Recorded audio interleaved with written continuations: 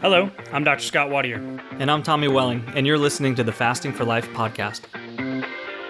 This podcast is about using fasting as a tool to regain your health, achieve ultimate wellness, and live the life you truly deserve. Each episode is a short conversation on a single topic with immediate actionable steps. We cover everything from fat loss and health and wellness to the science of lifestyle design.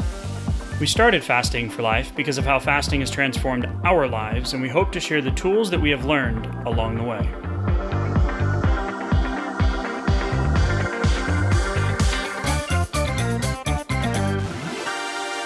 Hey everyone, welcome to the Fasting for Life podcast. My name is Dr. Scott Wattier, and I'm here, as always, with my good friend and colleague, Tommy Welling. Good afternoon to you, sir. Hey, Scott, how are you? Doing fantastic, my friend. Today is going to be a fun conversation. We're going to pull something out of current events, something that we saw on the social media platform that we found interesting and thought could lend to a good conversation today around weight loss, health, exercise, and just really apply it to a fasting lifestyle in a way that should hopefully simplify the process for y'all and also get you what we always talk about, those long-term sustainable results. So it's a little vague opening there, but it's going to touch on a lot of different things around the conversation about exercise. And we're going to talk about it in a little bit different way, share some of our personal experiences, and then give you some specific things that you can do or try on your weight loss and health journey. Now, most of us come to fasting for weight loss, but we found that it's much more than that. If you're new to the podcast, we want to welcome you in. If you want to learn more about Tommy and I and our journey and why we do this and how we ended up here, then head back to episode 1. We asked for a little bit of grace, as our first recorded podcast episode. Didn't really know what we were doing, but we knew we had something really powerful to share. So head back, check it out, give it a listen. And thank you for joining us and giving us a shot on your fasting and health and weight loss journey. So for you OGs out there, you long-term listeners, appreciate you guys tuning in. Keep dropping those 5-star reviews. Those are obviously our favorite kind. If you feel so inclined, that then tells the podcast world and the powers that be that we are delivering value each and every week. And we want to deliver some value to you today as well. So, Tommy, we're going to talk about exercise. And this comes from the weirdfacts.org posts that have been posted recently that I've seen people kind of grabbing and then going into conversation about. And what they say is exercise does not actually contribute much to weight loss. Okay, so some of you are going, okay, then what does it contribute to? And what they say is simply eating better has a significantly bigger impact even without much exercise. And here's the truth. They're right. Okay? They're right. Weirdfacts.org is not weird. They are actually right. Now, what I did not say is that exercise is not important and that you shouldn't exercise. And we get the question often, what about in your fasting programs and challenges, what about exercise? What should I be doing? And it's been a very long road for me on my own journey in learning to compartmentalize exercise and also think about it in a way that is exciting and or sustainable. Because if you tell me that I got to treadmill it or stair step it or 10,000 steps it. 10,000 steps a day to get a benefit, I'm going to be like, well, that doesn't really sound like a sustainable, fun thing to me, right? So if you hate running, don't start running to lose weight. And the big picture is benefits of exercise are probably innumerable. But if you just look at some of the information that's out there, you got brain health. They help manage weight loss after you've lost it.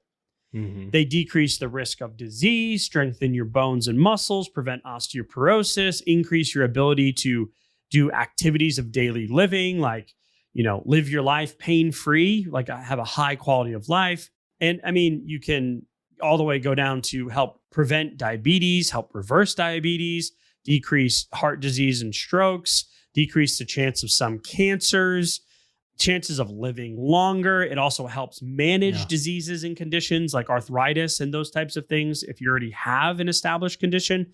So exercise, incredibly important for overall health, but it's not the magic bullet to get the scale moving and lose the weight. Yeah, true. You just reminded me of the book. Did you ever read the book Spark from like No. 10 years ago? Okay. The Revolutionary New Science of Exercise and the Brain. I love random things that come up on episodes that we didn't talk about prior to the episode. So this is I know you do. So teach me something. I do it to you all the time. Teach me something. It's your favorite. Say it again. So yeah, Spark, The Revolutionary New Science of Exercise and the Brain. But this was back from 2013 from John Rady, MD. There's a really cool book. So if you're not sure why, if we're saying, literally that exercise is not the key to fat loss. However, there are innumerable benefits to exercise. This was a really cool book to be like, well, what are some of those benefits? How is my brain impacted? Because the neurochemistry and the stimulation of the brain and keeping you sharp, especially going into older age, is incredible. And that book just lays out just so many of the best reasons why exercise should absolutely be, high on your priority list, and regardless of your age or your fitness level or needing to lose weight or anything else like that. Yeah, movement is really key, right? So if you look at some of the studies of the centenarians over in Japan, and you look at their activity levels, they walk everywhere. They get leaner as they get older.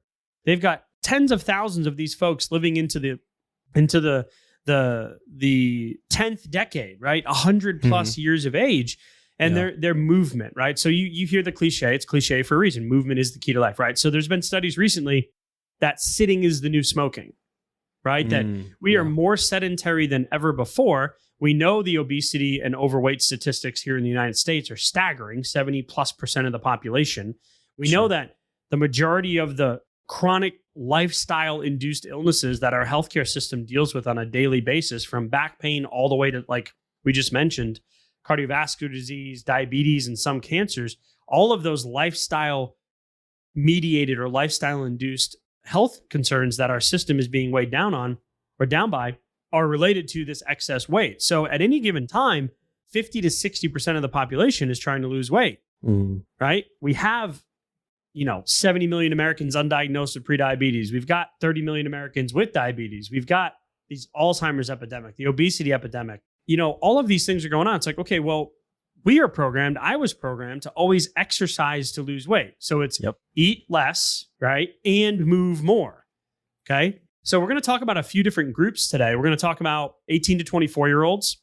We're going to talk about alternate day fasting and exercise for reducing liver fat, which is incredibly important. Different types of exercise for reducing visceral fat in young people with obesity. We talk a lot about visceral fat because it's a metabolically active tissue that literally shortens your lifespan. So we want to get rid of that visceral fat that lives around our internal organs, not the stuff beneath the skin, which is subcutaneous fat. But the starting point for today, I really want to, before we go into some of the different types of exercise and what these studies show, is does exercise without weight loss? Because we want to separate and make these two very related things, exercise and weight loss, right? Improving your diet, improving your food choices, and exercise. Because I was always trying to, as you said, Tommy, make it fit into the equation, right? So right from American Diabetes Association, there's an article, does exercise without weight loss improve insulin sensitivity? Because the reality is, if we're going to be really focusing on the drivers here, the underlying causes of weight loss resistance and metabolic disease, then we need to talk about insulin. And the weirdfacts.org statement is that, exercise really doesn't help in weight loss. Well, we know that we can improve our health outcomes by getting the weight off. Exercise, however, only contributes to about 5% of our total daily energy burn. So we have all of this energy. We have a certain amount of energy that's required to our basal metabolic rate to make sure our heart's beating and our lungs are breathing and our blood is flowing, right? And cells are growing and we have all of this stuff, right? Yeah. That's our neurons are firing. Yeah, basic metabolic function, right? Then we have our non-exercise activity thermogenesis group, which is the second largest group, right? Which is up to, about 15%. Then we have our thermic effective food category, right? Which is about 10%. And then we have exercise activity thermogenesis. So calorie burn from exercise. Yeah. 5%. Deliberate movement in addition to what we would need to do throughout the day. Yeah. Like non-activities exercise. of daily living, not taking the trash out, not walking to your car, like deliberate increasing your heart rate exercise, going to the gym 5 days a week, right? So the problem is that we have a lot of people that come to us and say, hey, the scale's not moving. I started fasting. I'm hungry all the time. Do I put my fast after my exercise or before? Yeah. Should I exercise fasted or fed? Doesn't matter. Or I'm doing everything right, including exercising like a madman or like a madwoman, which is actually sometimes part of the problem or can accelerate getting into a plateau counterintuitively. I mean, this can be a very frustrating part of the process for sure, but it can also be one of those big like question marks. So like you just alluded to a little bit ago, I mean, I remember I was like 13, probably like about 7th grade, going into like the first time I really exercised, trying to lose body fat. Like I had a little too much and I wanted to decrease it. So I wanted, better health, better weight. And I was using exercise as part of that. I was also using some protein powders and things like that. But this was like the beginning of that relationship of like, when I'm exercising, I'm going for health. I'm trying to improve my weight, like you had something similar too, right? Yeah, 100%. Yeah. I mean, I started at a very young age. I was always the big kid, right? I was always never looked like I played basketball, but people were like, do you play basketball? I was on steroids for my asthma. I was always puffy, 20, 30 pounds overweight, right? Already developing insulin resistance and didn't know it. Yep. So exercise does not actually contribute much to the weight loss part, but it contributes a lot to overall health. Yeah. So it can be frustrating when you're doing the things you think you're doing right, yet the scale's not moving. The quote we started with, or the comment from weirdfacts.org, was really focusing on by simply making better food choices. Well, I would like to add to that simply by being more consistent with fasting. Yeah, your meal timing for sure. Yeah. The meal timing as well. And so much of the research we've talked about recently in the last probably 30 or 40 episodes, right? Over the last 6 to 8 to 10 months is really starting to show and prove that as well, that it can be a viable solution for so many folks. So yes, we want to exercise. And this article from Diabetes American Association says, it's long been established in a single exercise session can increase insulin stimulated glucose in previously sedentary adults. So a single bout of moderate intensity exercise can increase glucose uptake by 40%. Wow. Never mind the moderately leisurely walk after dinner, which can decrease your blood sugar by 30 to 35%. Right. But now we're getting a moderate activity. So we're talking moderate, zone 2, zone 3, anywhere from 65 to 70, maybe 75% of your heart rate. So, you can have a conversation. You can do it for a long time. You should be able to do it for a while, but you can get a 40% increased glucose uptake and not have to be like killing yourself on the stair stepper or like I used to do, trying to get my extra 300 calorie burn on those calorie trackers, which can also be 90% inaccurate. Yeah. I know. Some people are like, okay, what's the point of this and how is this good? Okay, we're going to talk in just a minute. So, but even just knowing that, the 40% change, and then also the afterburn effect of that, the quote unquote afterburn, right? So not on the metabolic activity side of that, but the increased glucose uptake and increased insulin sensitivity can last 48 to 72 hours as well. So if you're talking about putting in those kind of exercise bouts, you don't have to be necessarily doing it every single day to find a big benefit. If it was 2-3 times a week that you were doing that, as well as adding those post-meal walks, this is an incredible lever to pull for balancing out blood sugar, insulin spikes, and then leading to better fat burning without feeling like, oh man, I'm living in the gym, but I'm at this plateau. Well, yeah, there's a lot of good physiological reasons for that, and more working out, more exercise, or more intensity is not necessarily the answer. It might actually lead you even farther away or keep you in the plateau longer, counterintuitively.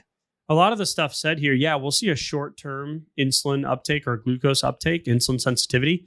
But then in the long term, it really hasn't been proven out, right? So they looked at, different studies, 12 weeks in exercise in lean, obese, and type 2 diabetic men. Insulin sensitivity measures were obtained 4 days post-exercise, did not significantly alter insulin sensitivity. So, daily exercise performed for 60 minutes at 70% of maximum heart rate is not associated with significant improvement in insulin sensitivity in the absence of weight loss. So the take-home message here is the observations appear to suggest the impact of exercise training on insulin sensitivity is mediated by diminished body weight and or adiposity. So get the weight off. Get the weight off. And how do you do that? What works for you? So fasted versus fed exercise. Well, there's benefits to both, but over a 24-hour period, it's a net zero. You burn more fat during a fasted workout and less after. Yeah. And you burn less during a fed workout, meaning you've eaten within the last 60 to 90 minutes or so, or within 2 hours, if you still have digestive processes taking place. Yeah. You got sugar to burn, right? Yeah. You got energy to process, right? Yeah. And then you burn more after because the body's inherently smart. So when we look at a couple of cool subgroups or subtypes of how exercise can benefit, I want to mention that the biggest bang for your buck in terms of fat loss is going to be, and I had a recent experience with a Peloton challenge, a zone-based Peloton challenge that my wife forced me, lovingly guided me into doing. I'm not one. Spousal pressure. Yeah, I used to do hours and hours and hours and hours of rowing. I was on a virtual rowing team, like Concept 2 rowing, right? Yeah. I actually never rowed on the water, but I used to do hours and hours and hours, right? In that math equation struggle of let me burn more calories so I can get into a bigger calorie deficit, right? But it's only 5% of your caloric daily burn. It's such a small lever to try. Never mind the hunger, right? It's like, I'm going to put all my money in that lever, right? Well, let's weirdfacts.org it and make some better decisions about our fasting and our food, right? The biggest bang for your buck is staying at like 60% of your maximum heart rate and lower. The simplest equation to figure that out is 220 minus your age times the percent. So 220 minus your age times 0.6 will give you your max heart rate. In this zone, this lower intensity zone, let's call it zone 1, 85% of your calories are fat. The downside is you're burning fewer calories overall than you would if you're at higher intensity. Yeah. But we know the caloric burn percentage is so small that I'm like, oh, okay. So let's walk a few times a week. Cool. Right. Got it. In after a meal, better blood sugar spike. Now, the moderate zone, so now we're going zone 2, zone 3, or when we get into zone 3, 4, we're going to be in the aerobic phase, right? So we're going to be higher heart rate intensities.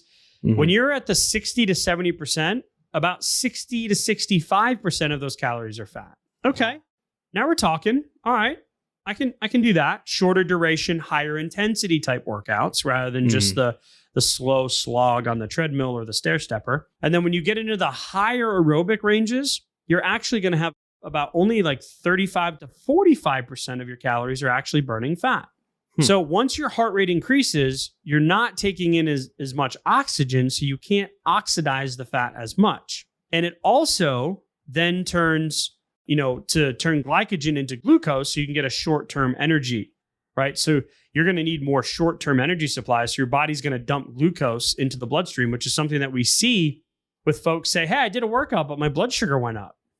Yeah, should. Okay, if you're in the blood sugar reversing, blood sugar lowering, blood sugar management portion of your weight loss journey or disease reversal, let's say you're working on prediabetes, then we're going to want to keep that in check.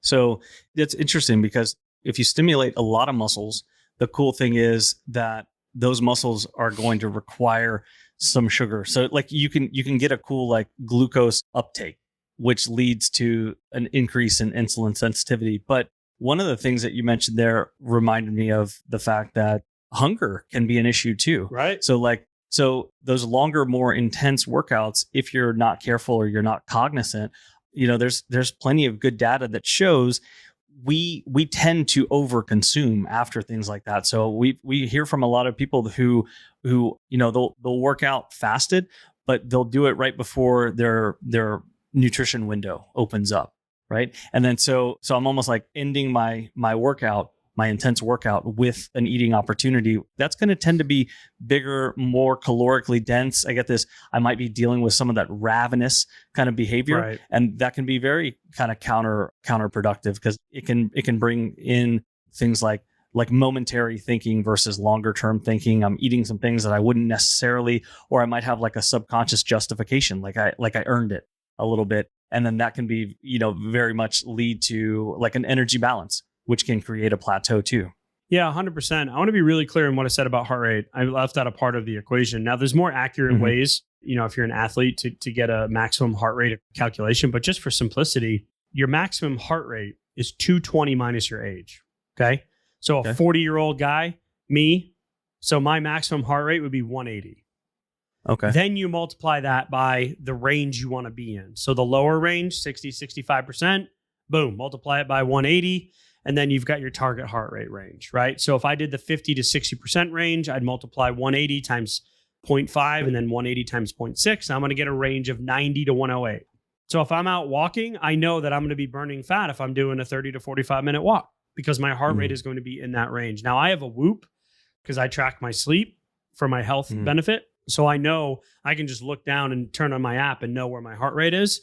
So most people have some form of that, but you can just, count the beats per minute if you wanted to do it the old school way. But I just wanted to land the plane because I forgot about that. I left out the part of taking the maximum and then calculating it. So I want to talk about a couple of these studies, Tommy. One is alternate day fasting, right? So this is where you're going to have an ad libitum day of intake, right?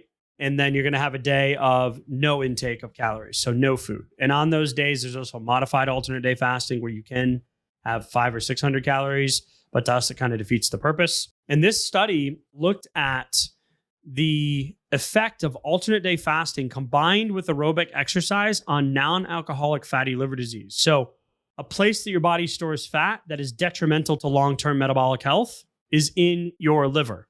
So this is a randomized controlled trial that looked at, we did a whole couple episodes on non-alcoholic fatty liver disease in the past. But the cool thing about this was NAFLD followed an intermittent fasting plus exercise protocol for 3 months. And there were 4 different groups, right? And the outcomes were pretty cool. Yeah. And just to go back a step too, the fatty liver disease is, one of the first steps towards visceral fat. Yeah. Can kind of start with like an overstuffed liver. And then we get this upticks in our liver enzymes that aren't necessarily outside of the normal blood range. You might see those tick up. I did. And it can kind of be one of those things. Oh, we'll keep an eye on it, that kind of thing. But all the while perpetuating some of the slow weight gain and accumulation over time. And so, seeing this study and putting together, like it wasn't a very big study. I think there were about 80 participants, divided into 4 groups. So in order to see a substantial, significant, actual effect of any one of the groups, it would have had to be, it has to be a very big difference, and so it lacks some of the statistical power. But even then, with that limitation, we did see the fact that when you combine the exercise with the alternate day fasting, we do get a statistically significant effect and a reduction in exactly what we're looking for, the fatty liver markers, which is fantastic, whether you have, pre-diabetes or not. Either way, it's a substantial health improvement marker and kind of one that's like under the radar for a lot of people as well. Yeah, I love the like you said, small sample size, but I love that they compared ADF fasting with moderate intensity aerobic exercise, right? Which is 5 sessions for 60 minutes a week, which is actually a little bit more than we initially recommend if you're starting out fasting, right? Or restarting your weight loss journey. And then they had the 2 groups, the exercise group alone, and then the non-intervention control group.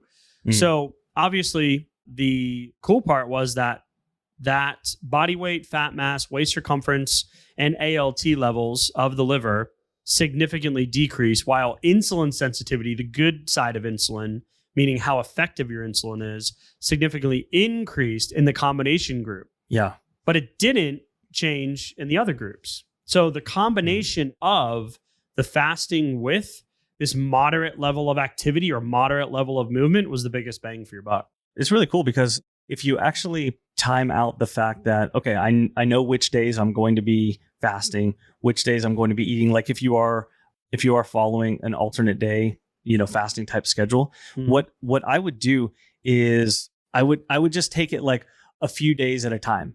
We've seen a lot of like weekly calendars and monthly calendars and stuff like that, where you can put all this kind of time into a plan, because we're kind of getting into the nitty gritty when you start talking about alternate day fasting. And then And then like how many exercise, sessions am I going to have? But this can be a nice bridge going from calories in, calories out and tracking your stuff over into a more effective method of doing this, using fasting, but then also, exercising to optimize my results too. So planning that out just a few days at a time. I'm just going to encourage everyone, progress over perfection. Don't be a perfectionist here, because that can be the trap sometimes. And I'm going to raise both of my hands. I'm going to say I've fallen into that trap thousands of times, but you can avoid it too. So don't get lost in the details of what we're talking about here. So just again, to go back to why we thought this was an encouraging thing to talk about in terms of exercise is because of the biggest of the misconception, right? Most of our brains, it's like, I got to eat less and move more. I got to work out more to get the scale to move. And it's just not honestly true. Now, for this article, it's really important to us, as hepatic steatosis has been shown, or non-alcoholic fatty liver disease has been shown to be only secondary to insulin resistance and not vice versa in a non-alcoholic fatty liver disease state. So we need to know that insulin resistance, weight loss resistance, right, carrying the excess weight, the excess fat cells around with us, could potentially lead to hepatic steatosis or non-alcoholic fatty liver disease, which is directly linked to metabolic syndrome, triglycerides being off, blood pressure being elevated, type 2 diabetes risk increasing, cardiovascular risk increasing, et cetera. Visceral fat going up. Visceral fat going up, right? We know the direct correlation there. So moderate exercise, moderate. Okay. Moderate's nice, because then that leads to consistency. It leads to sustainability. To do that. Yeah. 100%. So you can always dial it up, but like, you need a stress relief. Go on the long run. Totally cool. Go on the hike. Get the mental. That's another thing that we don't talk a lot about with exercise too, is for my wife specifically, for her, it's like a mental health day, right? Like, sure. She loves to do it. Yeah. Because it's therapeutic, right? It gets that stress relief out. For me, no. For me, like, I just don't feel it that way. For me, it's like, I need to go do something as a stress relief. So like, I need to go weed the garden. I need to go run an errand. I need to go boxes. Yeah. I need to check a box somewhere. That's like, go take the dogs to the park. Right.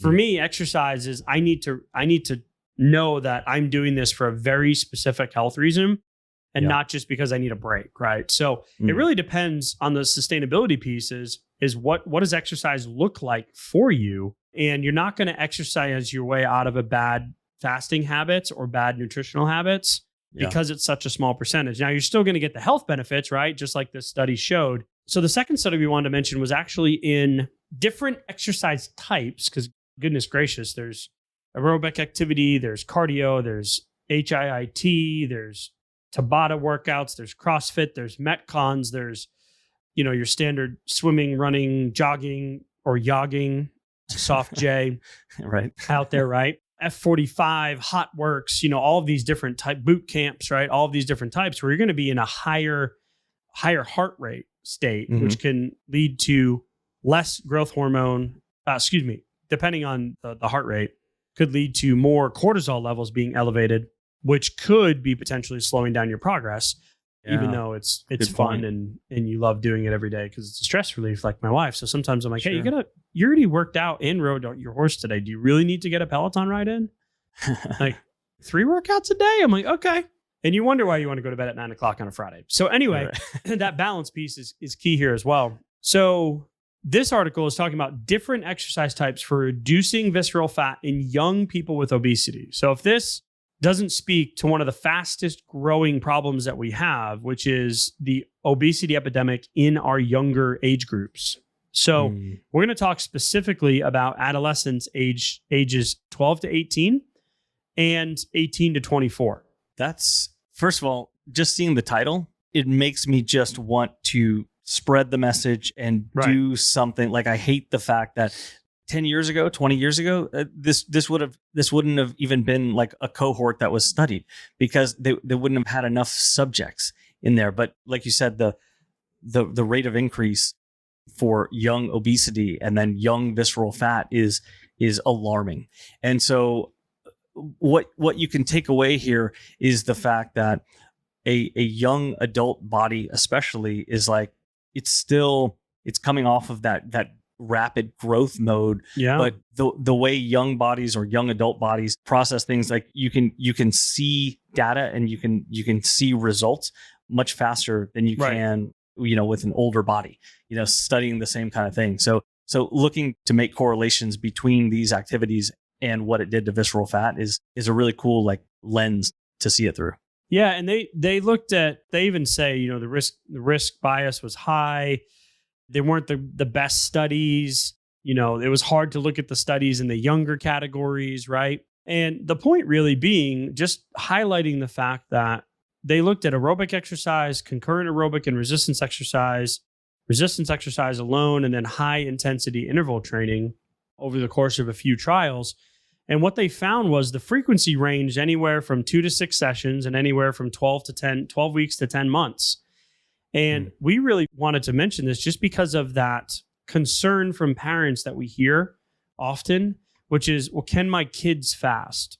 And there's really I can only speak from my personal experience with the kids that I have, is that my kids inherently fast. Sure. They're 6, 4. Well, the 1-year-old doesn't fast. He's either constantly breastfeeding or snack eating because, he's 14 months. But my other 2, they inherently fast. Like, one loves to eat breakfast and doesn't really like to eat dinner, and one loves to eat dinner and doesn't really like to eat breakfast. No matter, we could literally serve them cake for breakfast and they won't eat it.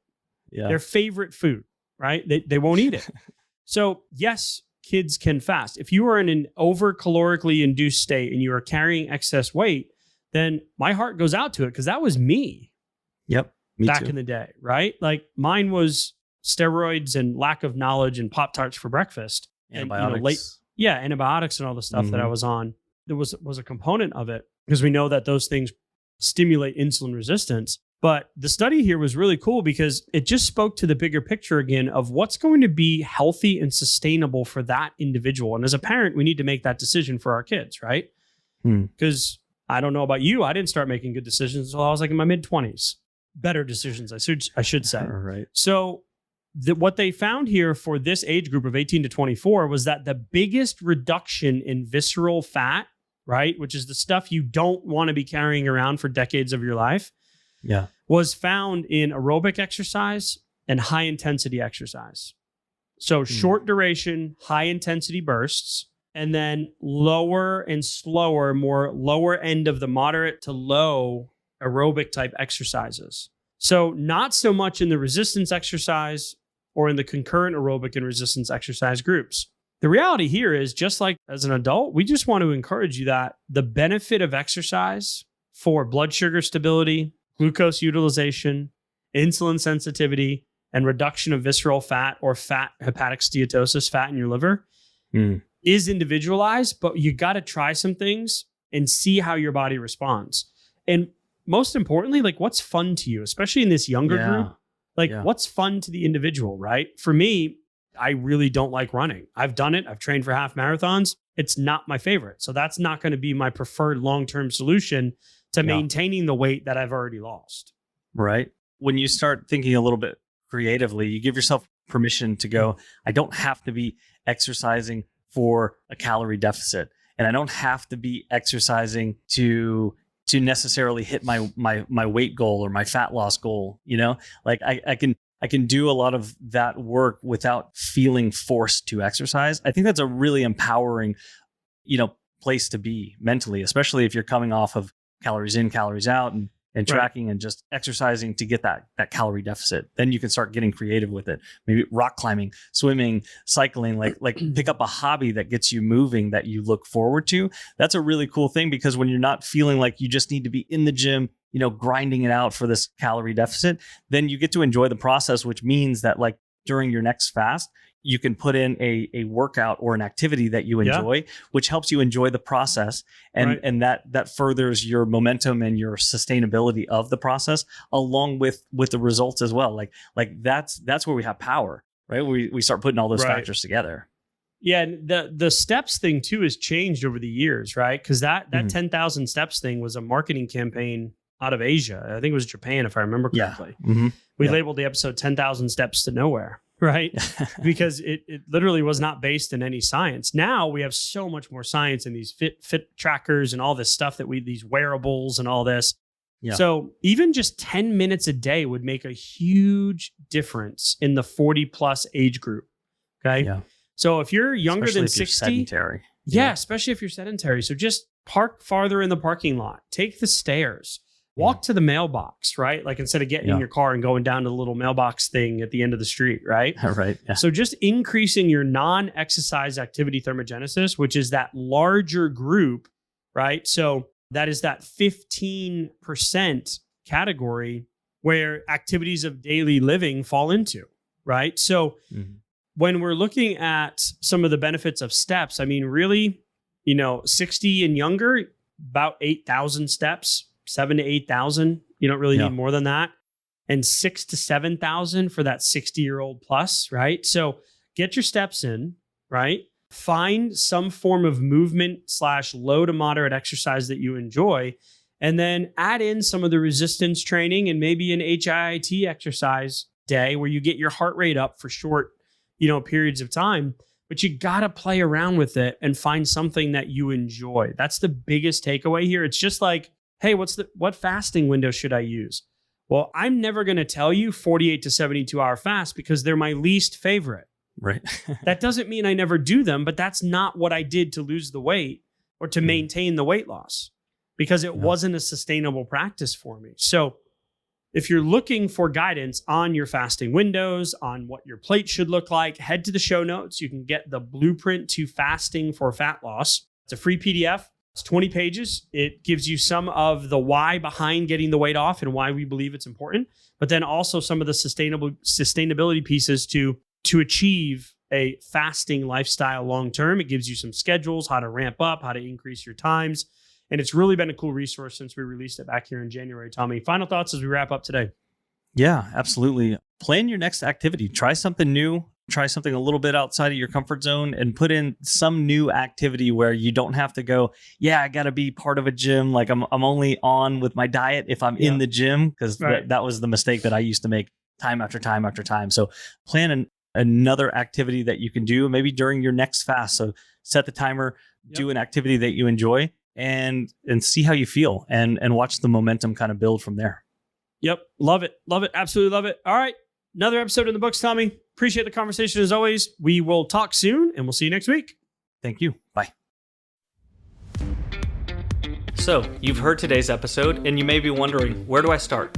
Head on over to thefastingforlife.com and sign up for our newsletter, where you'll receive fasting tips and strategies to maximize results and fit fasting into your day-to-day life. While you're there, download your free Fast Start guide to get started today.